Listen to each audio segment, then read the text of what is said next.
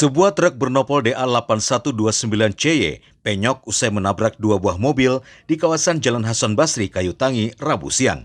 Diketahui truk ini mengangkut barang dari arah Palangkaraya menuju Pelabuhan Trisakti, Banjarmasin. Supir truk Rido sempat terjepit.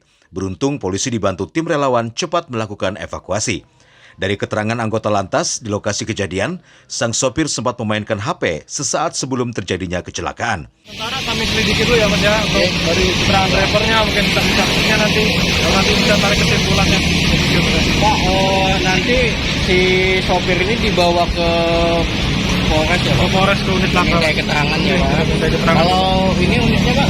Ini untuk nanti kita nunggu direct dari Disub ya. Oh, di direct.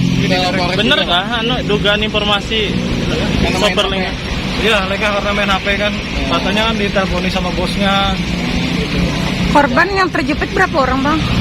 Terjepit, dua peran terakhir aja Mbak. Terakhir aja. Terakhir aja. Main HP kah? Yang pastinya kalau kontrol tuh masih dari kontrol ya Pak. Kemarin mendadak, baru mampu lagi.